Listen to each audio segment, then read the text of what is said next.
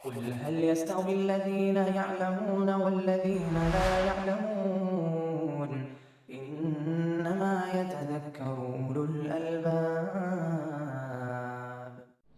أشهد أن لا إله إلا الله.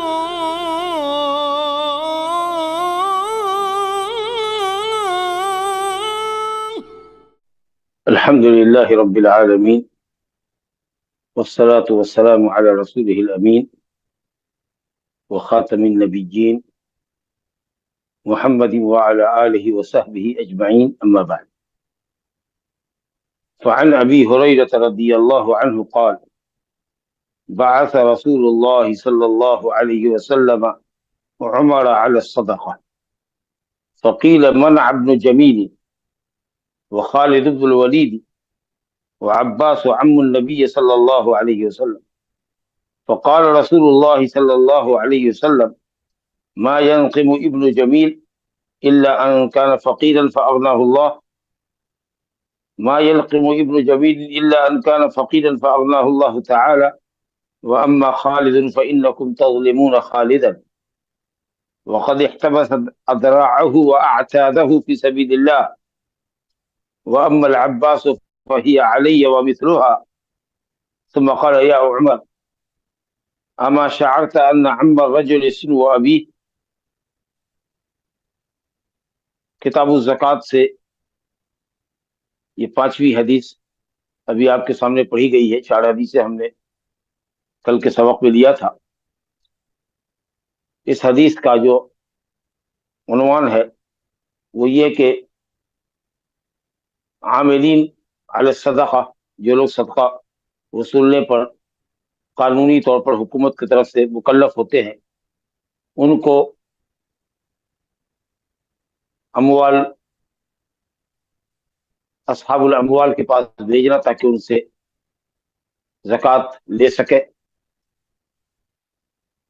زکوٰۃ کی وصولی کے لیے محسنین کو، جن کو آپ سعات سعی جمع بھاگ دوڑ کرنے والے، صدقہ جمع کرنے والے، اور قرآن کی زبان میں والعاملین علیہا کہہ سکتے ہیں، رسول اللہ صلی اللہ علیہ وسلم نے صدقے کی وصولی کے لیے مال کو بھیجا، زکوٰۃ وصولنے والوں کو بھیجا۔ حاکم کو چاہیے کہ وہ لوگوں سے ان کی زکوٰتیں ان کے مقام پر جا کر وصلوائیں، نہ یہ کہ اس کو پابند کرے کہ وہ بیت المال میں آ کر اپنے مال کی زکوٰۃ دے، بلکہ اصحاب الاموال کے پاس محسنین جائیں اور ان سے ان کی زکوٰۃ لیں۔ بنیادی طور پر عنوان یہی ہے، اور بھی کچھ ضمن باتیں آئیں گی۔ حدیث کے ساتھ چلتے ہیں۔ ابو ہریرہ رضی اللہ عنہ سے روایت ہے، انہوں نے فرمایا: بعث رسول اللہ صلی اللہ علیہ وسلم، نبی کریم صلی اللہ علیہ وسلم نے، رسول اللہ صلی اللہ علیہ وسلم نے عمر رضی اللہ عنہ کو صدقہ وصولنے کے لیے بھیجا۔ اصل میں زکوٰۃ اصلاً تو مکہ ہی میں فرض ہو گئی تھی، جیسا کہ سورہ انعام کی آیت سے علماء نے استدلال کیا ہے، وَآتُوا حَقَّهُ يَوْمَ حَصَادِهِ، جب پھل توڑو اور وہ نصاب کو پہنچ جائے۔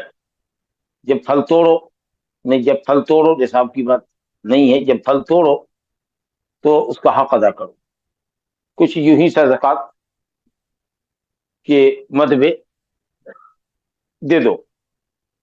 تو اصلاً زکوٰۃ، مال کی زکوٰۃ بغیر مقدار کے، بغیر نصاب کے، بغیر مقدار متعین کے مکے میں فرض ہو گئی تھی،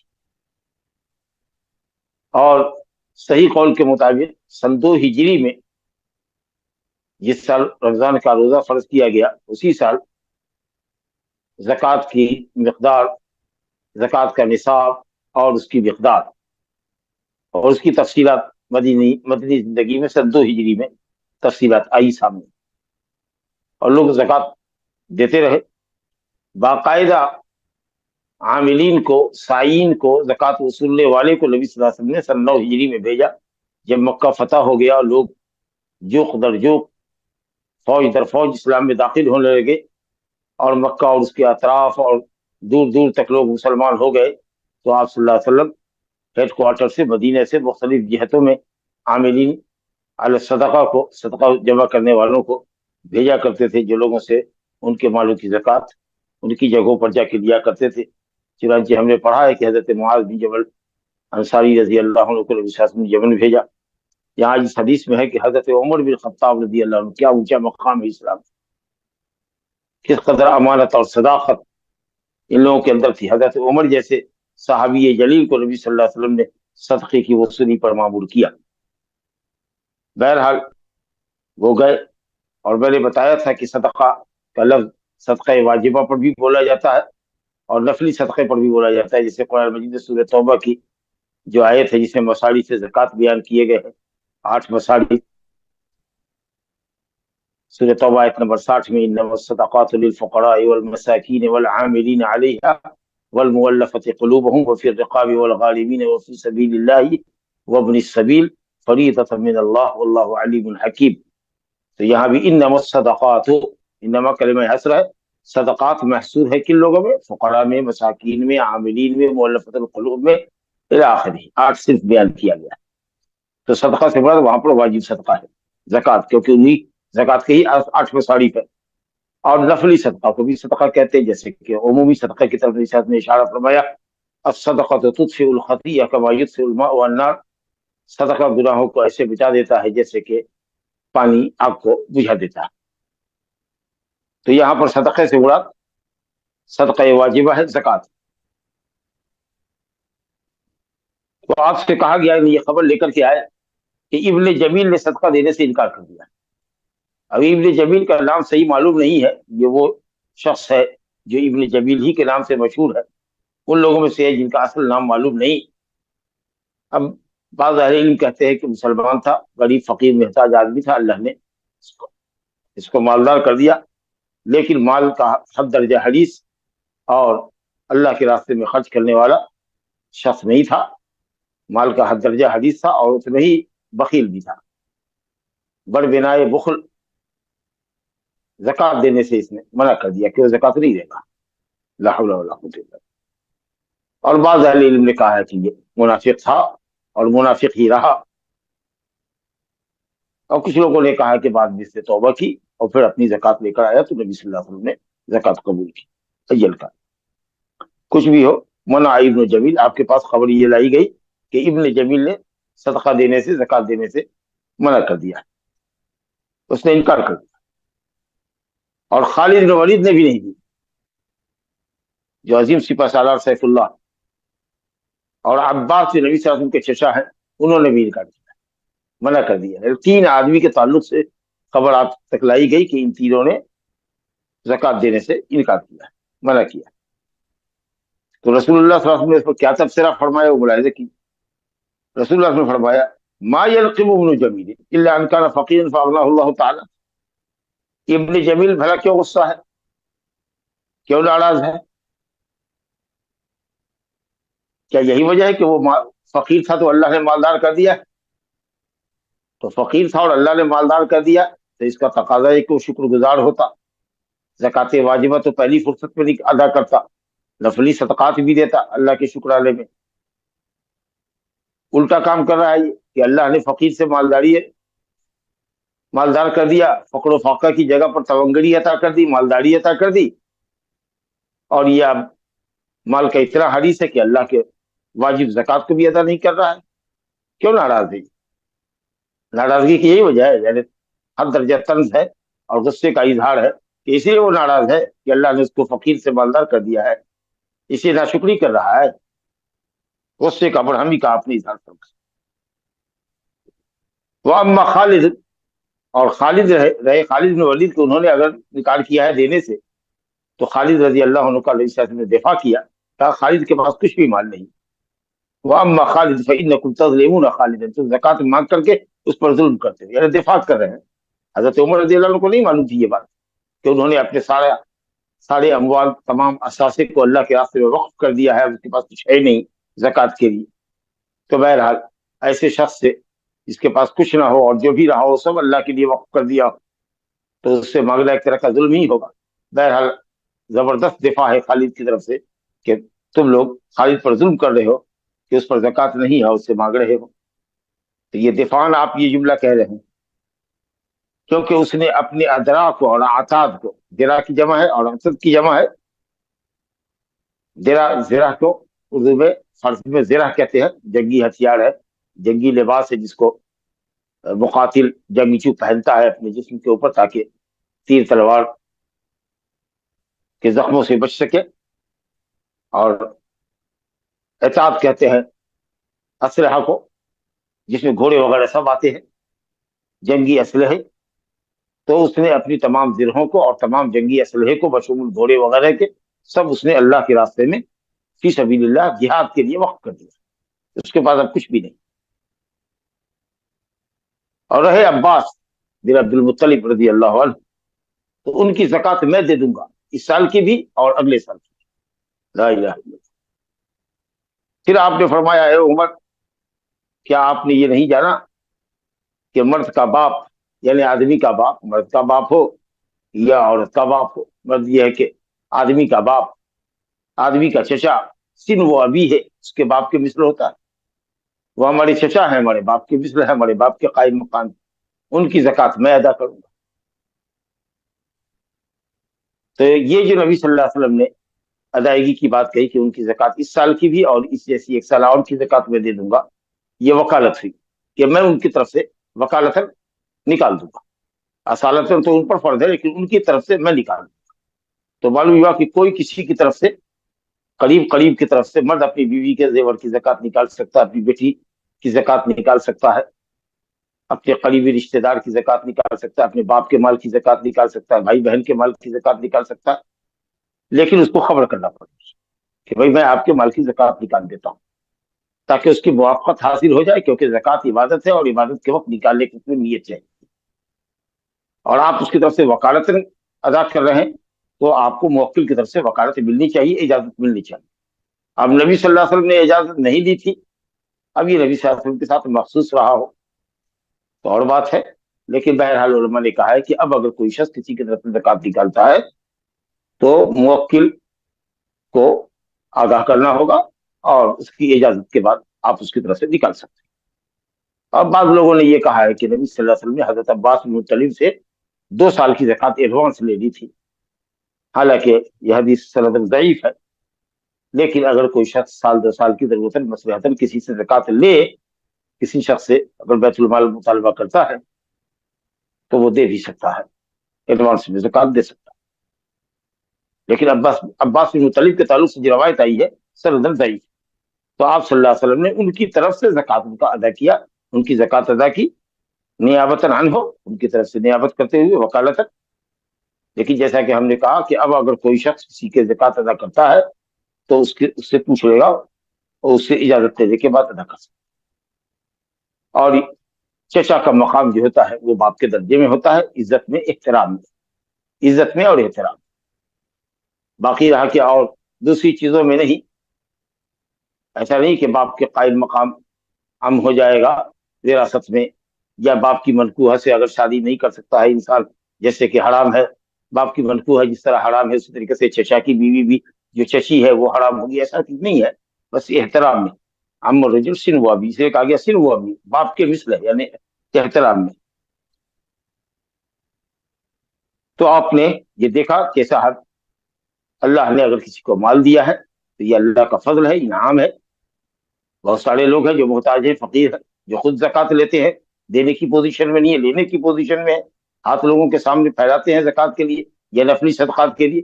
جن کو اللہ نے مالدار کیا ہے، بڑی عظیم نعمت مال ہے، اس سے نوازا ہے، ان کو چاہیے کہ اللہ کا شکر ادا کرے اور اس کا حق واجب جو ہم پر فرض ہے، اور اتنا فرض ہے کہ اللہ تعالیٰ نے نماز کے ساتھ زکوٰۃ کا ذکر کیا ہے.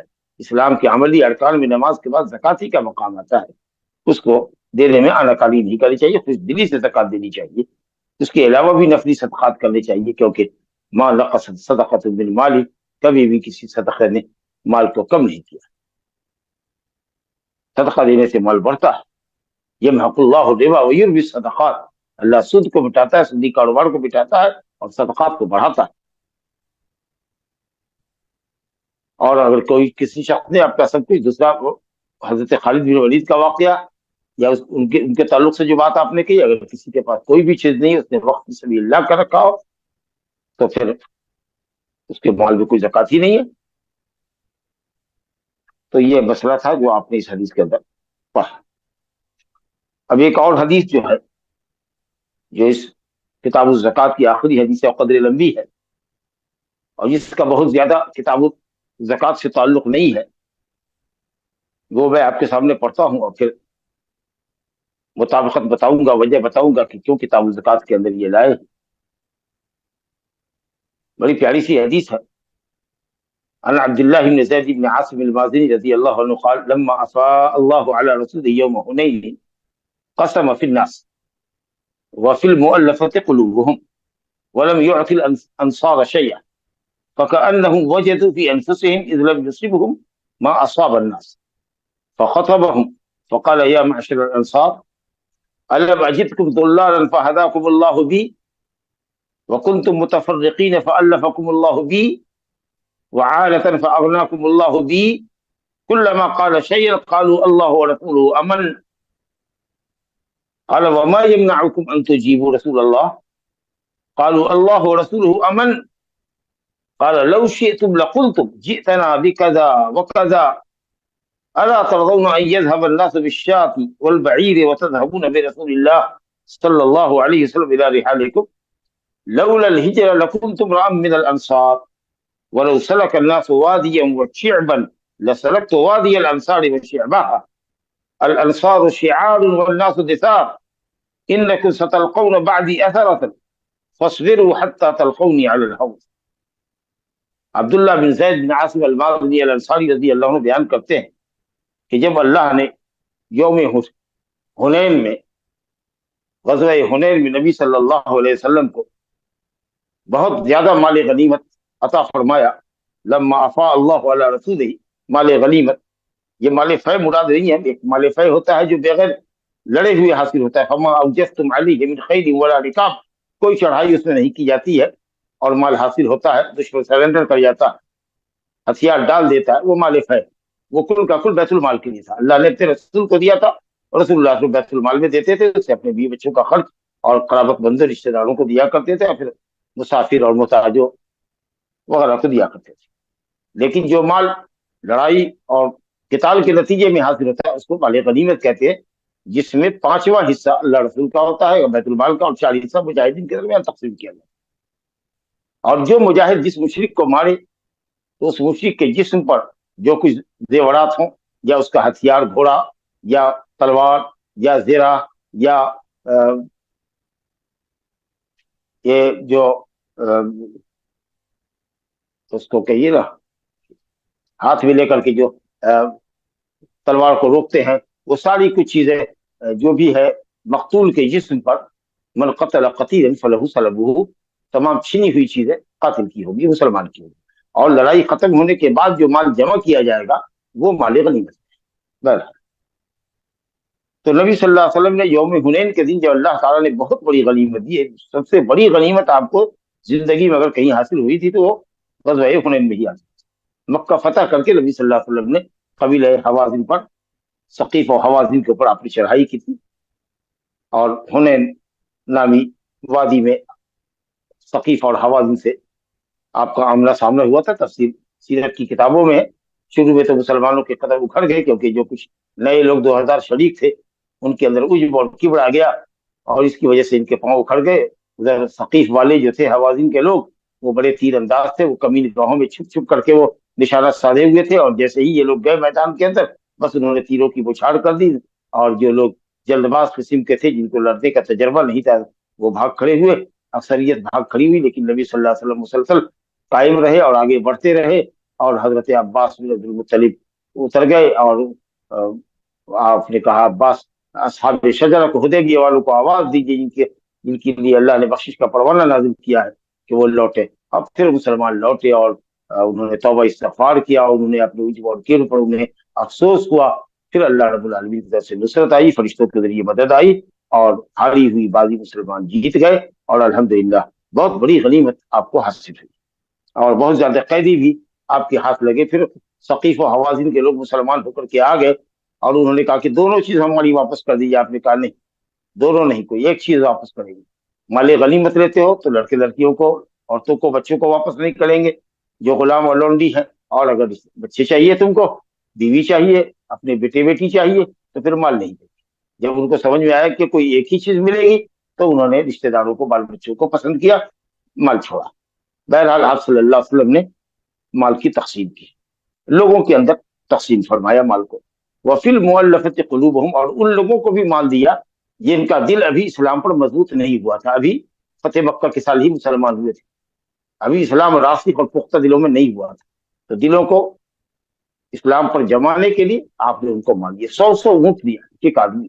اور کچھ ایسے بھی لوگ تھے جو ابھی مسلمان نہیں ہوئے تھے, لیکن توقع تھی کہ وہ مسلمان ہو جائیں گے, اور اگر وہ مسلمان ہوں گے تو وہ سید القوم ہے, کبیر القوم ہے, بڑے آدمی ہے, قبیلہ کا سردار ہے, وہ اگر مسلمان ہو جاتے ہیں تو ایسے لوگ جو کبراء القوم ہے, سادات القوم ہے, ان کی پوری قوم مسلمان ہو جائے گی. جیسے صفوان بن امیہ, وہ کافر تھے اور فتح مکہ کے سال بھاگے اور چاہ کے ساتھ سمندر میں اپنی جان دے دیں گے, کیونکہ نبی صلی اللہ علیہ وسلم سے کافی زبردست پنگا لیے ہوئے تھے اور قتل پر آپ کے آمادہ تھے. بہرحال ان کے ایک دوست نے نبی صلی اللہ علیہ وسلم سے امان مانگا اور جا کر کے اس کو پھر وہ بلا کر کے جدے سے لایا. سمندر میں وہ چڑھنا ہی, کشتی پر سوار ہونا ہی چاہتے تھے.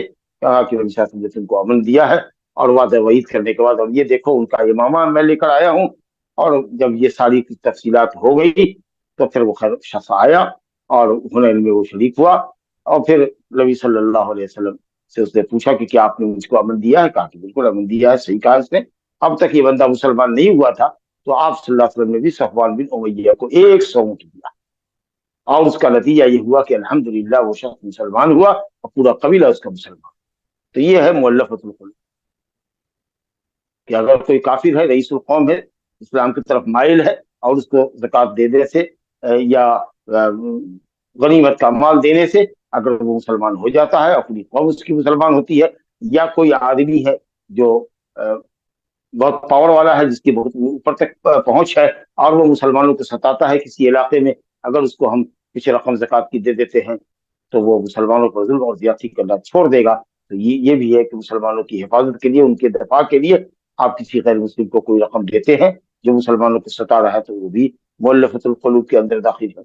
اور اسی طریقے سے کبیر القوم ہے, مسلمان تو ہو گیا ہے لیکن اسلام پر وہ ابھی جمع ہوا نہیں ہے, خطرہ ہے کہ کہیں وہ پھر نہ جائے اسلام سے, تو ایسے لوگوں کو بھی آپ نے دیا. ابو سفیان رضی اللہ عنہ کو, معاویہ بن ابی سفیان کو, اور اسی طریقے سے عیینہ ابن حصن الفزاری کو, اور اسی طریقے سے اور بھی کئی لوگ تھے جن کو آپ نے دیا, اقرع بن حابس کو, سب کو 100 اونٹ آپ نے دیے, صنادید قریش کو, سرداران قریش کو. اور انصار کو آپ نے کچھ نہیں دیا, بس اسی قدر جتنا کہ ان کو حصہ مل سکتا تھا غنیمت کے مال میں. تو فکأنہم وجدوا فی انفسہم, تمام انصار تو نہیں, لیکن جو ان کے نوجوان تھے ان کے دل میں تکلیف تھی, اور بلکہ انہوں نے آپس میں کہا بھی کہ جن مشرکین کے خون سے ابھی ہماری تلواریں تڑ ہیں اور خون کے قطرات ٹپک رہے ہیں, مطلب یہ کہ ابھی ہم نے جلد ان سے قتال کیا ہے مکے میں, آپ ایسے لوگوں کو دے رہے ہیں اور ہم نے اس قدر قربانی دی اسلام کی خاطر, ہمیں محروم کر رہے ہیں. تکلیف کا انہوں نے اظہار کیا آپس میں. اور یہ نوجوان لوگ تھے جو معاملہ فاہم نہیں تھے یا دور اندیش نہیں تھے. اذ لم یصبہم ما اصابہم, کہا کہ تکلیف ان کے دل میں اسی لیے ہوئی کہ ان کو اس قدر مال حاصل نہیں ہوا تھا جس قدر کے اور لوگوں کو حاصل. نبی صلی اللہ علیہ وسلم کو یہ خبر مل گئی کہ ایسا ایسا انصار کہہ رہے ہیں. آپ نے بلا کے پوچھا, انہوں نے کہا کہ نہیں, ہمارے تجربہ کار اور عمر دراز لوگوں نے تو نہیں کہا ہے, لیکن ہاں ہمارے نوجوانوں کی طرف سے یہ بات ہوئی ہے اور یہ بات صحیح نہیں ہوئی ہے.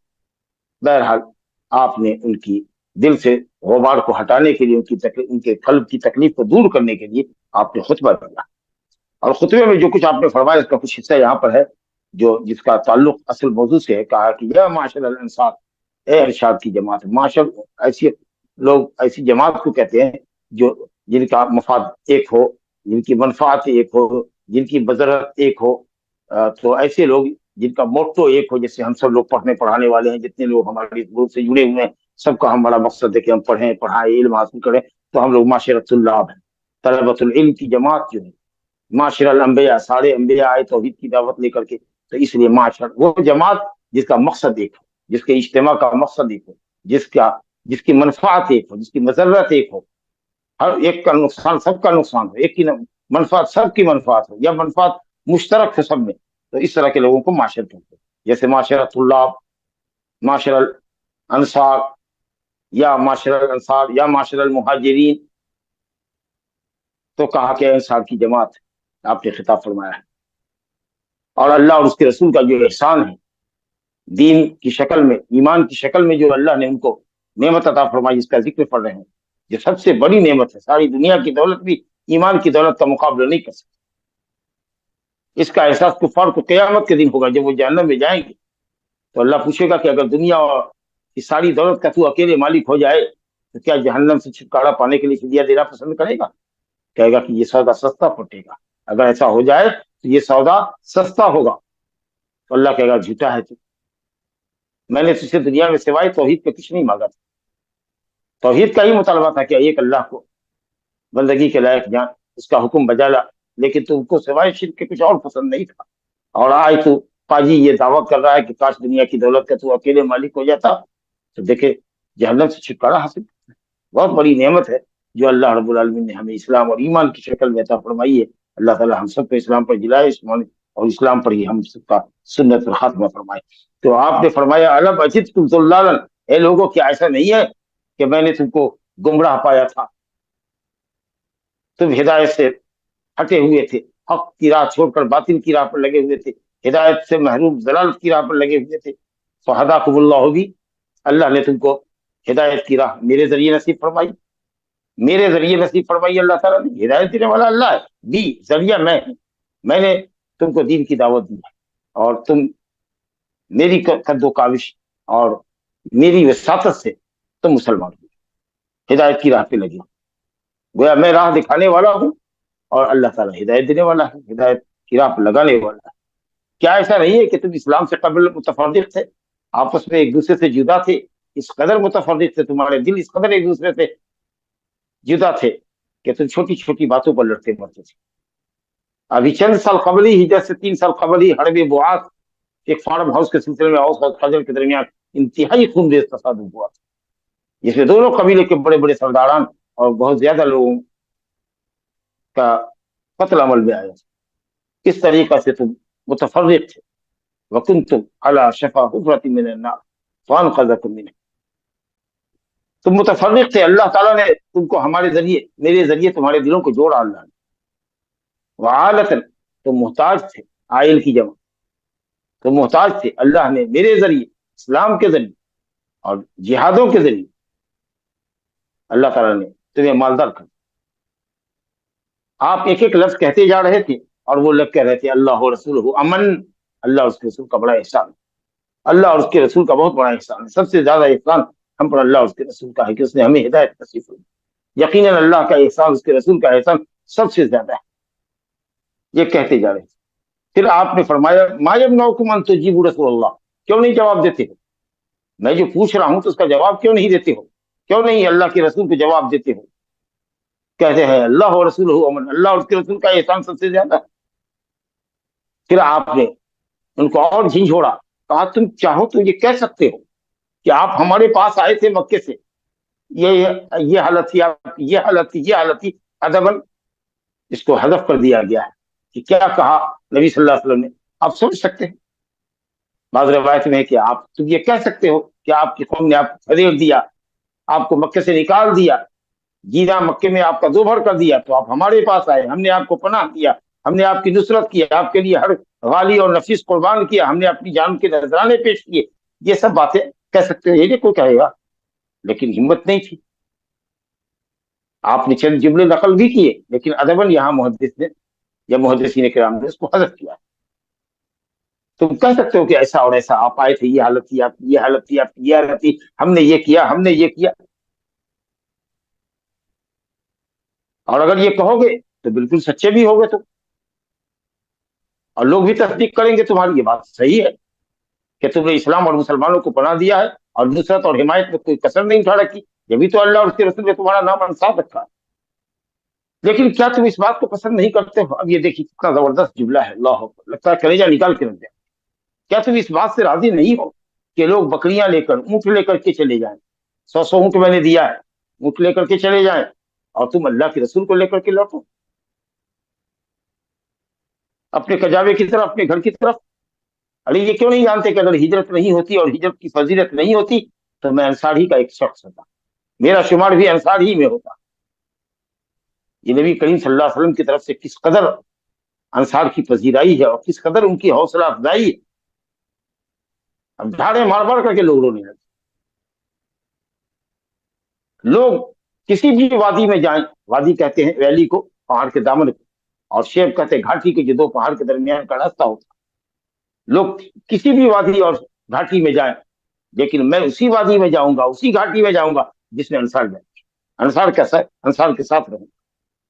اور فرمایا انصار شعار، انصار میرے شعار ہیں. اس کپڑے کی مانند ہے جو جسم سے لگا ہوا ہو، جو شعر سے، جسم کے بال سے لگا ہوا ہو. اور دثار وہ جو اوپر سے اوڑھا جاتا ہے. دوسرے لوگ میرے لیے دثار ہیں، لیکن تم میرے شعار ہو. میرا تن بدن جو ڈھانکنے والا کپڑا ہوتا ہے، جو جسم سے لگا ہوتا ہے، جس سے پردہ پوشی ہوتی ہے، تمہاری حیثیت وہ ہے ہماری لیے. اور اس کے بعد آپ نے فرمایا انکم ستلقون بعدی اثرا، ان قریب وہ زمانہ آئے گا کہ تم ترجیحات دیکھو گے. خلفاء آئیں گے، حکمراں آئیں گے، اقربا پروری کریں گے. تم انصاریوں کو تمہارا حق نہیں دیں گے، لیکن مت گھبرانا، صبر کرنا، یہاں تک کہ تم حوض پر مجھ سے ملاقات کرو گے، حوض کوثر پر. میں وہاں تمہیں اول یہ دوں گا اور تمہیں پہلی فرصت میں جام کوثر عطا کروں گا. یہ جو لمبی حدیث آپ نے پڑھی ہے، عام طریقے سے یہ غنیمت کی تقسیم کے تعلق سے حدیث ہے اور آپ نے دیا ہے. لیکن جو مناسبت یہاں پر صرف ہے وہ یہ ہے کہ نبی کریم صلی اللہ علیہ وسلم نے مال غنیمت سے مؤلفۃ القلوب کو، تالیف قلب کی خاطر، ان لوگوں کو بھی جو ابھی مسلمان نہیں ہوئے تھے اور وہ لوگ جو ابھی نئے مسلمان تھے لیکن قبیلے کے سردار تھے، اور ان کے ٹھہرنے سے اور بھی لوگ ٹھہرتے، تو اس طریقے سے آپ نے ان کو دیا. مؤلفۃ القلوب کے لیے، تالیف قلب کی خاطر، دل کو اسلام پر جمائے رکھنے کی خاطر، ان کے دل کو اسلام کی طرف موڑنے کی خاطر، اسلام میں داخل کرنے کی خاطر آپ نے یہ دیا.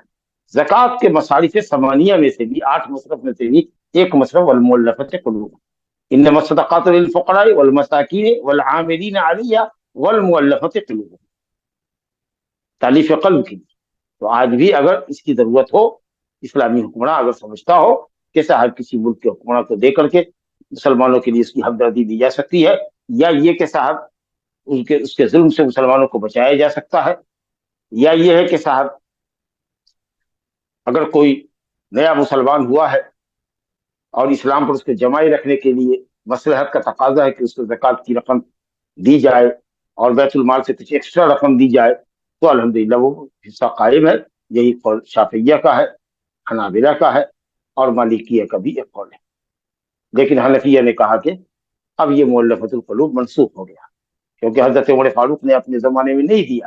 ارے نہیں دیا تو اس سے قرآن مجید کا نص تھوڑی ہی منسوخ ہو جائے گا، مصلحت کا تقاضا نہیں رہا ہوگا، اس وقت کوئی تالیف قلب کی حاجت نہیں رہی ہوگی، اس لیے نہیں کہ حکم منسوخ ہو گیا.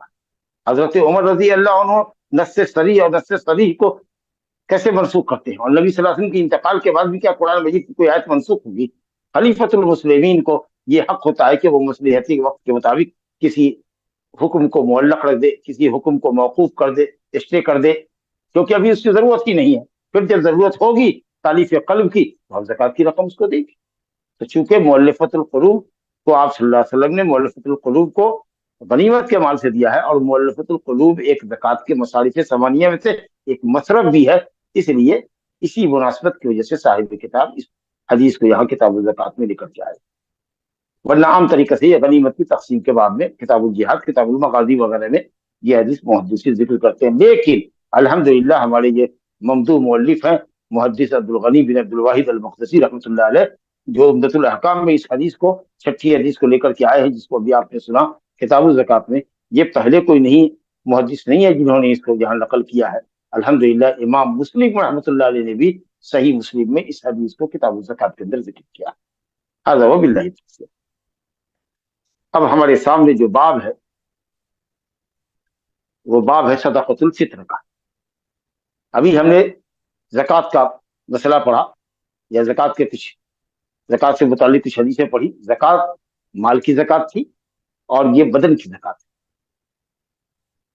صدقۃ الفطر اس کو صدقہ کہہ لیجیے، زکات الفطر کہہ لیجیے، زکات کو بھی صدقہ کہتے ہیں، جیسے انما صدقات صدقۃ الفطر. اب یہ صدقہ کی اضافت ہے فطر کی طرف، وہ صدقہ جس کا سبب افطار ہے، یا یہ کہہ لیجیے کہ وہ صدقہ جس کا سبب افطار کا وقت ہے. دونوں تعبیر میں فرق ہے. وہ صدقہ جس کا سبب افطار ہے، یعنی جب لوگ رمضان کے روزے سے افطار کر لیں تو صدقۃ الفطر ادا کریں روزے کی تطہیر کے لیے اور مسکین کی خوراک کے لیے. لیکن کوئی کہہ سکتا ہے کہ بچہ ہے پھر روزہ نہیں رکھا، مریض ہے اس نے روزہ نہیں رکھا ہے، تو اسے تو افطار کیا ہی نہیں، تو صدقہ کس بات کا، جبکہ چھوٹے پر بھی زکات پڑ جائے. تو اس لیے اگر یہ کہیں گے کہ افطار کیا وقت آ جائے تو صدقہ دو، چاہے تم روزے سے ہو کہ نہیں، روزہ تم پر فرض ہوا ہے کہ نہیں ہوا ہے، مسلمان ہو صدقۃ الفطر دینا پڑے اگر وسطی ہو.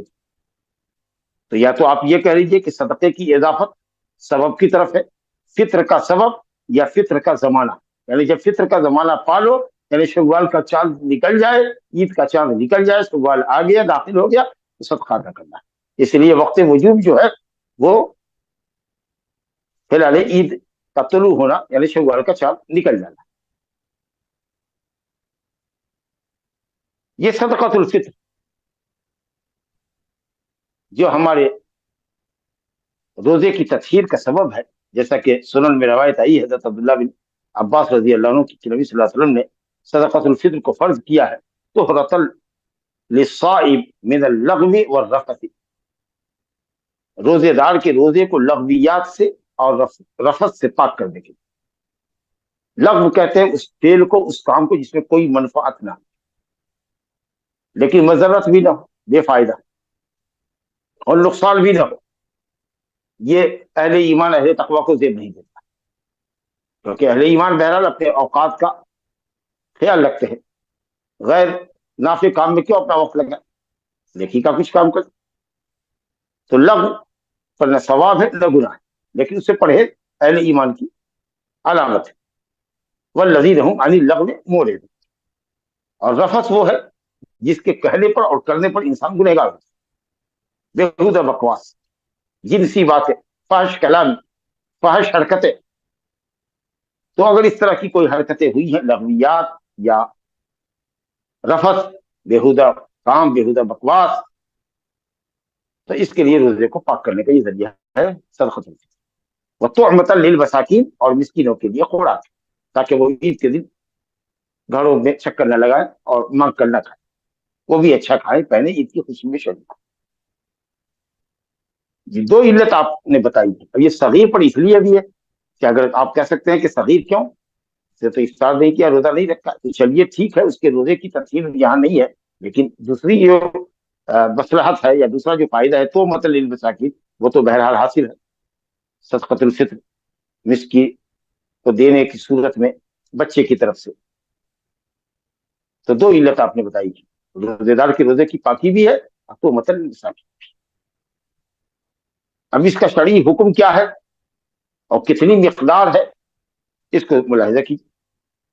عن عبداللہ بن عمر رضی اللہ تعالی عنہما قال فرض رسول اللہ صلی اللہ علیہ وسلم صدقۃ الفطر، یا کہا صدقۃ رمضان او قال رمضان. عبداللہ بن عمر رضی اللہ عنہما سے روایت ہے، فرمایا کہ رسول اللہ صلی اللہ علیہ وسلم نے فرض کیا، اور رسول اللہ ان کا فرض کیا ہوا ایسا ہی ہے جس کہ اللہ نے فرض کیا، اللہ کا فرض کردہ. وما ينطق عن الهوى ان هو الا وحی یوحى، کیونکہ دین کے معاملے میں آپ اللہ کی وحی کے بغیر نہیں کچھ بولتے. فرض کے معنی لغت میں آتا ہے القطع والتقدیر. القطع جو چیز قطعیت کرنا، کاٹنا، مقدر کرنا، مقرر کرنا، مقدار متعین کرنا. فرض کو اس لیے کہتے ہیں کہ وہ قطعی ہوتا ہے، وہ لازمی حکم ہوتا ہے، امر لازم ہوتا ہے، فرض ہوتا ہے. اور اہل علم کے نزدیک فرض اور واجب میں کوئی فرق نہیں، دونوں ایک ہی. لیکن بعض اہل علم نے کہا کہ فرض وہ ہے جو دلیل قطعی سے ثابت ہو، اور واجب وہ ہے جو دلیل ظنی سے ثابت ہو. لیکن صحیح قول یہ ہے کہ فرض اور واجب دونوں ایک ہی، اور دونوں کا تعریف گنہگار. رسول اللہ صلی اللہ علیہ وسلم نے فرض کیا صدقۃ الفطر، صدقہ فطر کو. या सदका रमजान को, जब रमजान गुजर जाए तो सदका हो। इजाफत सबब की तरफ है या इजाफत वक्त की तरफ है, जमाने की तरफ, कि जब इफ्तार का जमाना आ जाए, इफ्तार का वक्त शुरू हो जाए, यानी महीना रमजान खत्म हो जाए, तो सदका अदा करो। ध्यान आपके सामने लाया गया। किस पर है ये सदकातुल फित्र? फर्ज किस पर है? कहा ज़कर वल उनसा, मुजक्कर पर और मुअन्नस। और कोई अगर मुजक्कर और मुअन्नस दोनों में से कोई ना हो, यानी मुखन्नस हो, उस पर भी। वल हुर्र वल ममलूक, और आजाद पर फर्ज है और गुलाम पर फर्ज है।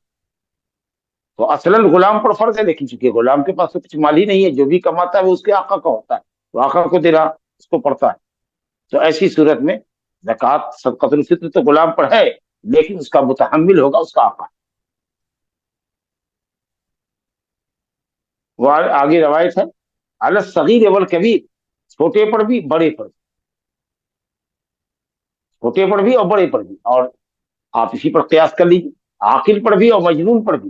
कोई अक्लमंद है, कोई दीवाना है, मुसलमान पागल है, उसके पास माल है, रोजा नहीं रख रहा है, लेकिन उसको तो मतलब मसाकीन के फायदे के लिए उसको ज़कात सदक़ातुल फित्र देना, उसका वली अम्र निकालेगा। यानी हर मुसलमान पर जो भी हो, मिनल मुस्लिमीन, जो मुसलमान हो, कहा कि फरद रसूलुल्लाह सदक़ातुल फित्र, सदक़ा फित्र फर्ज किया है, अल ज़कर, मुज़क्कर पर, मुअन्नस पर, आजाद पर, गुलाम पर। साअम मिन तमरिन औ साअम मिन शई, खजूर से एक सा या जौ से एक सा, कोई भी गल्ला। ये दो गल्ले का आपने नाम बतौर मिसाल लिया, जो खुराक थी उस वक्त लोगों की, जिसकी मतलब ये है कि जो खुराक हो, यही बयान ही नहीं देना। अब हमारी जो खुराक, कुछ लोगों ने कहा कि जो हदीस में आया है, अगर उस पर आदमी कादिर हो तो वही दे, लेकिन सही कौल यह है कि ये बतौर मिसाल आपने पेश किया। मदीने में लोगों की ये खुराक थी, आम तरीके से खजूर और जौ खाते थे। जिसकी जो खुराक हो, गालिब खुराक हो, उसमें से एक सा देना। साम मिन तमर, फरज़ रसूलुल्लाह सदक़ातुल फित्र साम मिन तमर। कितना वजन होना चाहिए? एक सा होना चाहिए, उससे कम नहीं होना चाहिए किसी भी गल्ले में। ये कहना कि हमारा गल्ला कीमती है, अच्छा है, हम चावल निकाल रहे हैं बासमती, और कोई आदमी चावल निकाल रहा है कम कीमत का, जो जो खाता हो अपने हिसाब से वो निकालेगा, और सबको एक सा ही देना, ताकि कोई ये ना कहे कि मैं उम्दा निकालता हूं तो कम दूंगा, और मैं रद्दी निकालता हूं तो मैं 2 सा अदा करता हूं। नहीं, सबको एक सा देना है बराबर। और जो भी गल्ला खाए, 2 चीजों का जिक्र किया है, बाज़ रवायत में और 3-4 चीजों का जिक्र है, जो सब मुख्तलिफुल कीमत अशिया है, लेकिन आपने कहा कि जो भी वो खुराक है आपकी, उसमें से आपको एक सा देना है। यही इस बात की दलील है कि सदक़ातुल फित्र में कीमत का निकालना जायज है। हर हाल में आपको वही अपनी खुराक देनी होगी जो आप, कीमत नबी सल्लल्लाहु अलैहि वसल्लम से साबित नहीं है, सहाबा किराम से साबित, जबकि 100 पैसे थे, तो हर हाल में वो खुराक ही देनी है। यही सही कौल। कल फ़अदल अन्नास बिही इस्तिसाई मिन बुर, हजरत अब्दुल्लाह बिन उमर कहते हैं कि लोग एक सा से आधे सा गेहूं की तरफ पलट गए। यह हजरत मुआविया रजी अल्लाह अन्हु जब जाए मदीना, और उस जमाने में शाम से गेहूं मंगवाया जाने लगा, और शाम के लोग से गेहूं मदीना आता था, और लोगों की खुराक में अब गेहूं भी शामिल हो गया था, तो उन्होंने कहा कि दरामद करने में, इंपोर्ट करने में महंगा पड़ता है, और आधा सा गेहूं बराबर होता है कीमत में एक सा के,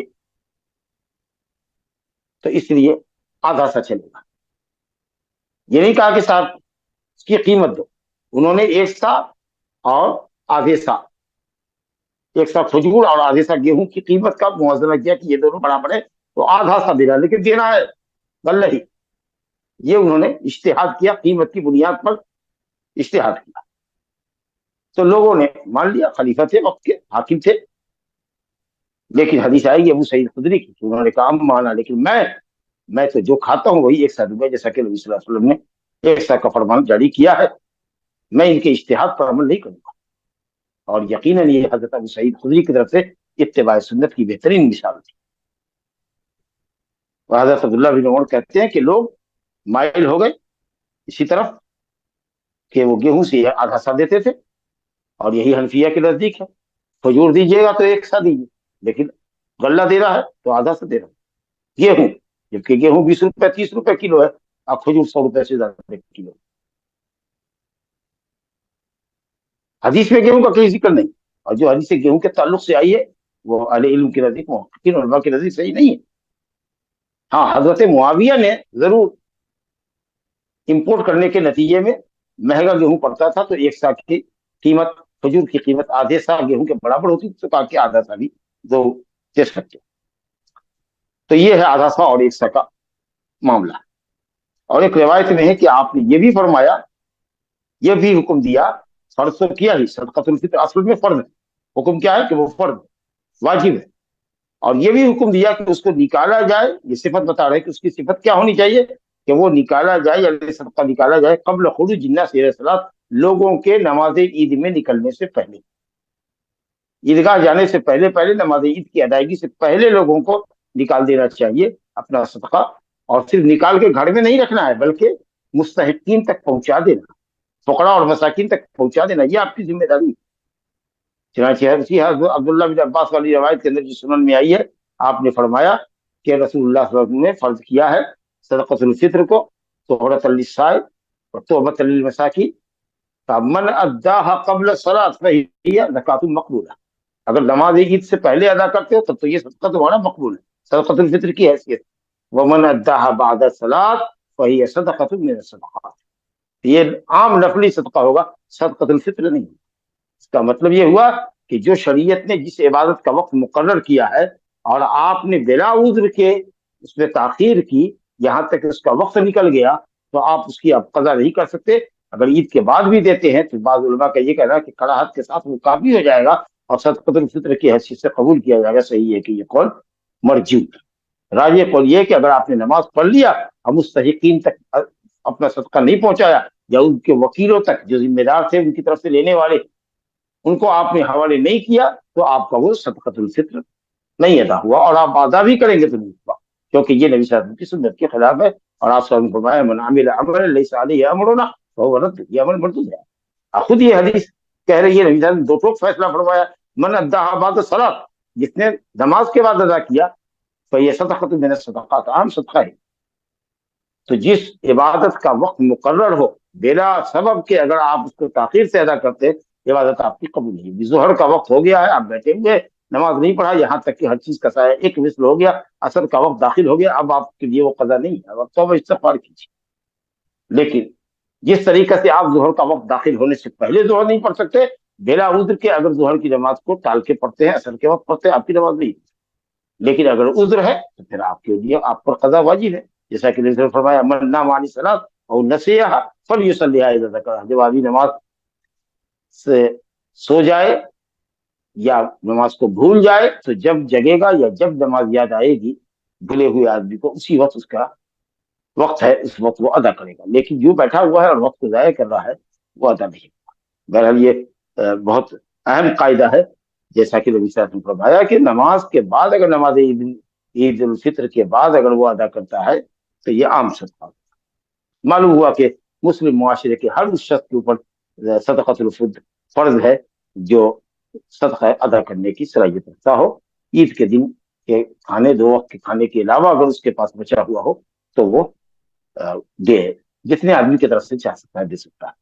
और अहले इल्म ने कहा कि अल ज़कर वल उनसा वल हुर वल ममलूक बयान किया, इसका मतलब यह है कि सबके ऊपर बुनियादी तौर पर उन सबके ऊपर ही फर्ज है। बड़ी बीवी पर फर्ज है, बड़े बेटे पर फर्ज है, अगर वो कमा रहा है, बीवी के पास उसकी अपनी आमदनी है तो वो फर्ज अदा करे खुद, ये बेहतर है। लेकिन अगर घर वाला चाहे कि सबकी तरफ से अदा कर दे, अपने मजदूरों की तरफ से भी सदक़तुल फित्र अदा करे, अपने मुलाजिमीन की तरफ से तो कर सकता है। लेकिन है ये कि अगर कमा रहा है आदमी और खुद अदा कर सकता है तो बेहतर ये है कि अपना सदका खुद अदा करे। और कुछ लोगों ने कहा कि ये नफ़क़े के ताबे है, नफ़क़े का हुक्म है, जिन लोगों का नान नफ़क़ा आप पर वाजिब है उनकी तरफ से सदक़तुल फित्र भी वाजिब। तो आपने सुन लिया कि सदक़तुल फित्र वाजिब है, फर्ज है, और ये मुज़क्कर मुअन्नस आजाद गुलाम बड़े छोटे सबके ऊपर है, और नमाज ईद से पहले मुस्तहिकीन तक या उनके वकला तक पहुंच जाना चाहिए। दूसरी हदीस है कि इस बाब में बहुत अहम हदीस है, अन अबी सईद अल-खुदरी रज़ियल्लाहु अन्हु क़ाल कुन्ना नुअतीहा फी ज़मन नबी सल्लल्लाहु अलैहि वसल्लम साअम मिन तआमिन أو صاعا من شعير أو صاعا من عقط أو صاعا من زبيب فلما جاء معاوية وجاءت السدراء قال أرى مدا من هذه يعدل مدين. قال أبو سعيد أما أنا فلا أزال أخرجه كما كنت أخرجه على عهد رسول الله صلی اللہ علیہ وسلم. ابو سعید خدری رضی اللہ عنہ فرماتے ہیں کننا نعطیہا، ہم دیا کرتے تھے، ہم دیتے تھے اس کو، کس کو؟ یعنی صدقۃ الفطر، صدقۃ الفطر دیتے تھے. کس کو دیتے تھے؟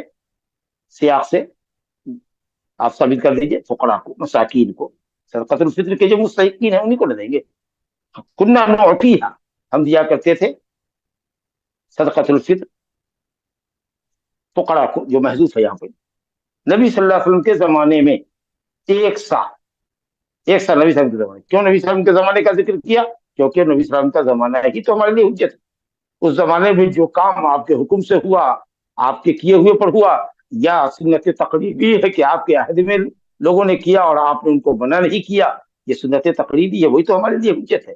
نبی صلی اللہ علیہ وسلم کے زمانے کے بعد صحابہ نے اگر کچھ کام کیا ہے تو اس کی حجیت میں پر سوال ہے کہ اگر سارے لوگ مل کر کے اگر اتفاق کر کے اجماعی طور پر اگر کوئی بات کہتے ہیں صحابہ کرام تو الحمدللہ. لیکن اگر اختلاف ہوتا ہے، 2 قول 3 قول اگر ان کے درمیان کسی مسئلے میں پیدا ہوتا ہے تو جو قول دلیل سے زیادہ قریب تر ہوگا وہ قول ہم لیں گے. تو اس لیے انہوں نے صراحت کی کہ نبی صلی اللہ علیہ وسلم کے زمانے میں، تاکہ یہ اس کی حجیت سمجھ میں آوے کہ یہ جو کام ہم لوگ کرتے تھے یہ سنت تقریبیہ. تو وہاں حضرت ابن عمر نے جو حدیث بیان کی ہے وہ سنت قولیہ ہے، اور یہاں سنت تقریریہ کہ ہم نبی صلی اللہ علیہ وسلم کے زمانے میں ایک سا دیا کرتے تھے، من طعامن، جو خوراک ہماری ہوتی تھی. اب کچھ لوگوں نے کہا کہ طعامن او صاع من شعیر، ارے جو کا ذکر آیا ہے، پنیر کا ذکر آیا ہے، منقع کا ذکر آیا ہے، یہ سب بھی تو کھانے کی اشیاء ہیں نا، تو او کیوں کیا من ذکر کرتے؟ تو اس لیے کہا کہ طعام سے مراد گیہوں، کسی نے کہا کہ مکئی ہے، لیکن نہیں، صاع من طعام، ایک جملہ یہاں مکمل ہو گیا کہ ایک سا خوراک سے دیا کرتے تھے جو ہماری خوراک ہوتی تھی. او کو اہل علم نے کہا ہے کہ یہاں پر اس کو تفسیری عمل، یعنی کون سی چیز دیا کرتے تھے، کیا خوراک ہماری ہوتی تھی اس زمانے میں عہد نبوی میں؟ کا من شعیر، جو سے ایک سا، او صاع من عقط، لبن مجفف، خشک دودھ جس کو پنیر کہہ لیجیے، او صاع من زبیب، یا منقع کشمش سے ایک سا. دیکھ لیجیے مختلف اجناس ہے اور مختلف قیمت کی چیز ہے اور سب میں ایک سا.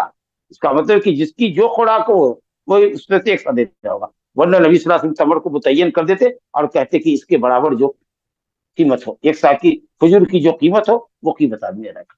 لیکن آپ نے مختلف القیمت اشیاء کا ذکر کر کے فرمایا کہ جس کی جو خوراک ہو، آپ کے پاس جو کچھ ہے، عقیق ہے، آپ اگر وہ کھاتے ہیں، زبیب منقع کھاتے ہیں، جو کھاتے ہیں، پنیر کھاتے ہیں، تو آپ کو ایک سا نکالنا ہے. جب معاویہ رضی اللہ عنہ آئے، یعنی مدینہ آئے، اور مدینہ میں شام سے سمرا گیہوں بھی منگوایا جاتا تھا، امپورٹ کیا جاتا تھا، تب انہوں نے کہا آرا، میرا خیال ہے، یعنی معاویہ رضی اللہ عنہ کا یہ اجتہاد ہے، یہ ان کا قیاس ہے.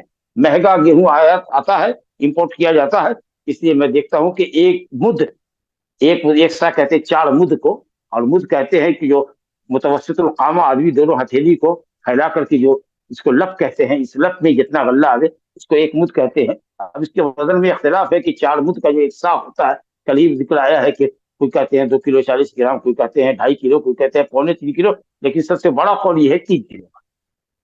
تو 3 کلو کے قول پر عمل کرے تاکہ جو بھی ہو وہ سب 3 کلو کے اندر آ جائے. تو انہوں نے یہ کہا کہ 4 مد ایک سا ہے. تو انہوں نے کہا کہ ہم دیکھتے ہیں کہ 1 مد گیہوں قیمت میں برابر ہے 2 مد کھجور کے، اس کا مطلب کہ 4 مد کھجور برابر ہے 2 مد گیہوں کے، لہذا آدھا سا اگر دیا جائے تو کافی ہوگا. لیکن ابو سعید نے برملا کہا اما انا، جس کو عمل کرنا ہے معاویہ رضی اللہ عنہ کے اس اجتہاد پر، ان کے اس قیاس پر، جس کو عمل کرنا ہے وہ کرے، لیکن میں تو فلا ازال اخرجہ، میں ہمیشہ وہی نکالوں گا اور اتنی ہی مقدار میں نکالوں گا جتنی مقدار میں نبی صلی اللہ علیہ وسلم کے عہد مبارک میں نکالتا تھا. هذا وباللہ التوفیق، وصلی اللہ علی نبینا محمد وعلی آلہ وصحبہ اجمعین، وآخر دعوانا الحمد للہ رب العالمین. جزاک اللہ خیر شیخ. ریا جی پہلا سوال، ویسے زکوٰۃ الگ کر کے کتنے دنوں میں ختم کر دینا ہے؟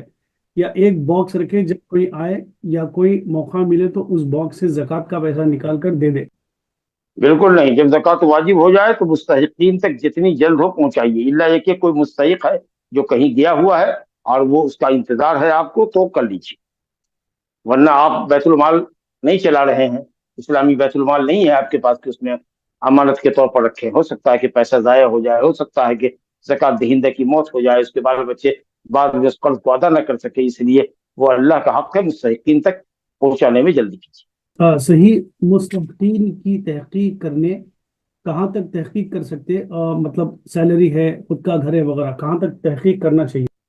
اگر شہر کا آدمی ہے تو بہرحال پتہ لگاوے، اور باہر سے اگر کوئی مستحق آیا ہے اور اس کی تزکیہ اس کے پاس اگر معتمد ادارے کا ہے، معتمد لوگوں کا تزکیہ ہے تو اس پر اعتماد کیجیے. باقی اللہ تعالیٰ غیب کا علم رکھتا ہے، اور حقیقت پر اگر آپ مطلع ہو سکتے ہیں تو کبھی آپ یہ پوچھ لیجیے، ٹیلی فون نمبر ہے اس میں، کہ شخص آپ کا تزکیہ لے کر کے گھوم رہا ہے، کیا یہ واقعی مستحق زکوٰۃ ہے؟ اور اگر اعتماد ہو تو آپ دیجیے. اپنی استطاعت پر جو بھی تحقیق کر سکتے ہو وہ آپ کر کے زکوٰۃ کی رقم دیں. لا یکلف اللہ نفسا الا وسعہا، لیکن تحقیق کریں. جی شیخ، کبھی دیکھا جاتا ہے کہ جو زکوٰۃ الفطر کا مسئلہ ہے شیخ، وہ تو اس میں بعض لوگ ہم جو عمومی طور پر گھر میں راشن وغیرہ لیتے ہیں اس سے اچھا دینا چاہتے شیخ، تو اس کا کیا ہے شیخ؟ کوئی حرج نہیں ہے، اچھا دیں لیکن ردی نہ دیں. جو کھاتے ہیں آپ پر واجب وہی ہے، جس معیار کا کھاتے ہیں چاول اور آٹا اسی معیار کا دیں، لیکن اگر آپ اس سے بھی بہتر دیتے ہیں تو انشاءاللہ تعالیٰ اللہ تعالیٰ آپ کی ذہنیت کا آپ کو اچھا بدلہ عطا فرمائے گا. مستحقین کو زکوٰۃ دینے وقت کیا ان کو بولنا ضروری ہے کہ یہ زکوٰۃ کا مال ہے؟ اگر مستحق ہے تو بولنے کی ضرورت نہیں. مستحق ہے اگر آپ جانتے ہیں تو ضرورت نہیں ہے، لیکن اگر آپ نہیں جانتے ہیں اور وہ آپ سے کچھ مدد مانگ رہا ہے تو آپ یہ کہہ سکتے ہیں کہ میرے پاس زکوٰۃ کی رقم ہے. اگر تم 8 مصرف میں سے کوئی ایک مصرف تمہارے پاس ہے تو ہم دے سکتے ہیں. وہ کہے گا کہ ٹھیک ہے میں مستحق ہوں تو ٹھیک ہے آپ دیجیے، اور نہیں تو پھر اگر آپ جانتے ہیں کہ یہ مستحق ہے، آپ کے علم میں ہے، تو بغیر بتائے ہوئے آپ اس کو دے سکتے، کیونکہ آلریڈی آپ کو علم ہے کہ یہ مستحق ہے. جی اگر مستحقین ہمارے گھر کے رشتہ دار ہو تو کیا انہیں زکوٰۃ دے سکتے ہیں؟ افضل ہے، دوہرا ثواب ملے گا، زکوٰۃ دینے کا ثواب ملے گا، صلہ رحمی کا ثواب ملے گا. جی شیخ، فطرہ الگ الگ فارمز میں دے سکتے ہیں، لیکن پیسوں کو خاص طور سے نکال کیوں دیا گیا، اومٹ کیوں کر دیا گیا؟ اب یہ تو بہرحال اصل میں ہے کہ پیسہ لے کر کیا کریں گے، کھانا ان کو چاہیے، عید کی رات میں کھانا چاہیے، عید کے دن کھانا چاہیے. لوگ اپنے مال کی زکوٰۃ عام طریقے سے نکالتے ہی ہیں، پیسے تو آ ہی رہے ہیں، آخر وہ بھی تو غلہ لے گا کھائے گا، اور الحمدللہ اگر اچھی مقدار میں غلہ آ جائے گا تو نہ صرف عید کے دن بلکہ وہ مہینوں تک کھاتا رہتا ہے آدمی.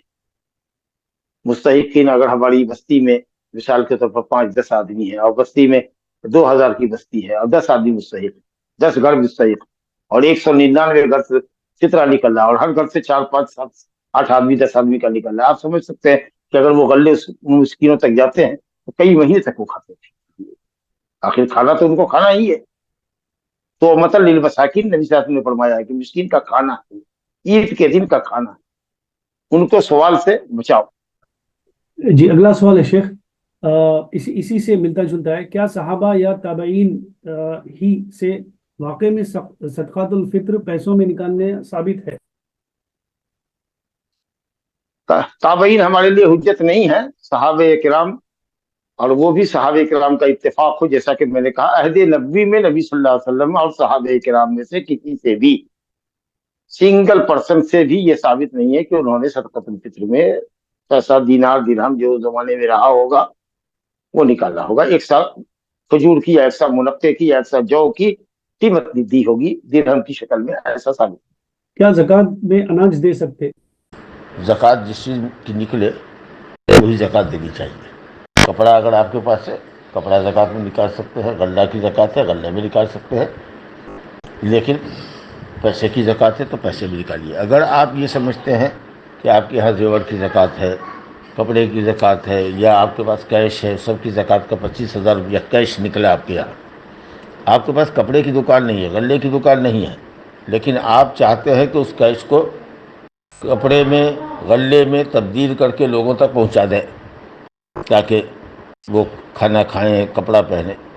صحیح قول یہ کہ ایسا نہیں کرنا چاہیے. آپ اس کے مکلف اور پابند نہیں. آپ پیسہ دے دیجیے غریب محتاج مسکین کو، وہ اپنی ضرورت کے مطابق اس کو خرچ کرے گا. کہاں خرچ کرے گا وہ آپ سے بہتر جانتا ہے. ہاں اگر آپ اس کے پاس لے کے جائیے کہ لو بھائی یہ بھی 25,000 روپے زکوٰۃ کے ہے، اور اگر وہ یہ کہے کہ صاحب آپ بڑے آدمی ہیں، آپ کو دکانوں میں جان پہچان ہے، آپ اس سے مناسب قیمت پر ہمارے لیے غلہ خرید دیجیے، کپڑا خرید دیجیے، آپ ہمارے وکیل کی حیثیت سے، تب تو ٹھیک ہے. نہیں تو جو آپ کے یہاں پیسہ نکل رہا ہے وہ پیسے ہی آپ دیجیے. اگر آپ کے غلے کی دکان ہوتی تو آپ غلہ دے دیتے تو ٹھیک تھا. آپ کے یہاں گیہوں میں زکوٰۃ ہے، گیہوں آپ دے دیجیے.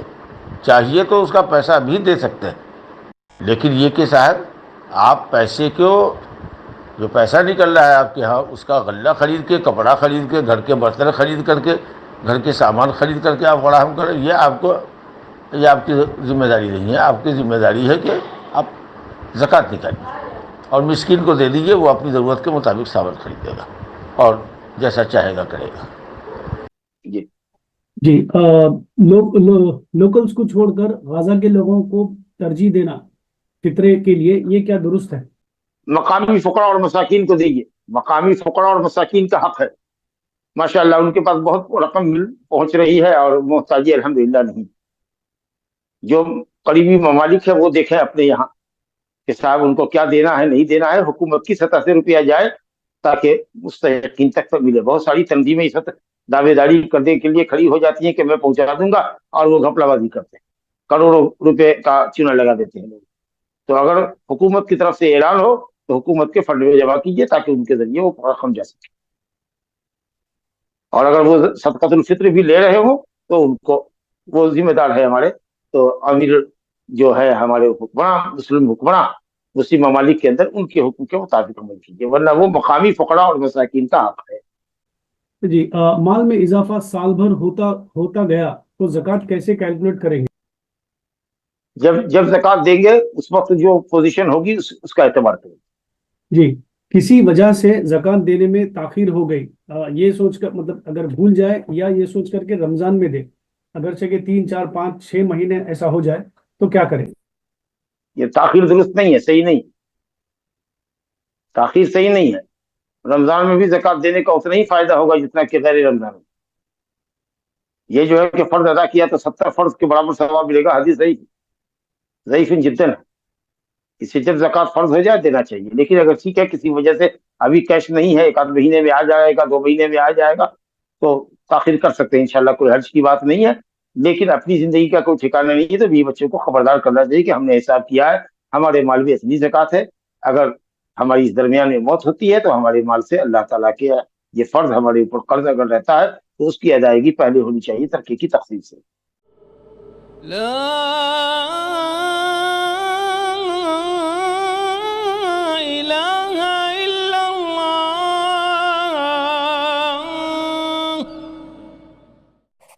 قل هل يستوي الذين يعلمون والذين لا يعلمون إنما يتذكر أولو الألباب. زکوٰۃ جس چیز کی نکلے وہی زکوٰۃ دینی چاہیے. کپڑا اگر آپ کے پاس ہے، کپڑا زکوٰۃ میں نکال سکتے ہیں. غلہ کی زکوٰۃ ہے، غلے میں نکال سکتے ہیں. لیکن پیسے کی زکوٰۃ ہے تو پیسے بھی نکالیے. اگر آپ یہ سمجھتے ہیں کہ آپ کے یہاں زیور کی زکوٰۃ ہے، کپڑے کی زکوٰۃ ہے، یا آپ کے پاس کیش ہے، سب کی زکوٰۃ کا 25,000 روپیہ کیش نکلا آپ کے یہاں، آپ کے پاس کپڑے کی دکان نہیں ہے، غلے کی دکان نہیں ہے، لیکن آپ چاہتے ہیں کہ اس کیش کو کپڑے میں غلے میں تبدیل کر کے لوگوں تک پہنچا دیں تاکہ وہ کھانا کھائیں کپڑا پہنیں. صحیح قول یہ کہ ایسا نہیں کرنا چاہیے. آپ اس کے مکلف اور پابند نہیں. آپ پیسہ دے دیجیے غریب محتاج مسکین کو، وہ اپنی ضرورت کے مطابق اس کو خرچ کرے گا. کہاں خرچ کرے گا وہ آپ سے بہتر جانتا ہے. ہاں اگر آپ اس کے پاس لے کے جائیے کہ لو بھائی یہ بھی 25,000 روپے زکوٰۃ کے ہے، اور اگر وہ یہ کہے کہ صاحب آپ بڑے آدمی ہیں، آپ کو دکانوں میں جان پہچان ہے، آپ اس سے مناسب قیمت پر ہمارے لیے غلہ خرید دیجیے، کپڑا خرید دیجیے، آپ ہمارے وکیل کی حیثیت سے، تب تو ٹھیک ہے. نہیں تو جو آپ کے یہاں پیسہ نکل رہا ہے وہ پیسے ہی آپ دیجیے. اگر آپ کے غلے کی دکان ہوتی تو آپ غلہ دے دیتے تو ٹھیک تھا. آپ کے یہاں گیہوں میں زکوٰۃ ہے، گیہوں آپ دے دیجئے. چاہیے تو اس کا پیسہ بھی دے سکتے ہیں، لیکن یہ کہ صاحب آپ پیسے کو، جو پیسہ نکل رہا ہے آپ کے یہاں، اس کا غلہ خرید کے، کپڑا خرید کے، گھر کے برتن خرید کر کے، گھر کے سامان خرید کر کے آپ فراہم کریں، یہ آپ کی ذمہ داری نہیں ہے. آپ کی ذمہ داری ہے کہ آپ زکوٰۃ نکالیے اور مسکین کو دے دیجیے، وہ اپنی ضرورت کے مطابق سامان خریدے گا اور جیسا چاہے گا کرے گا.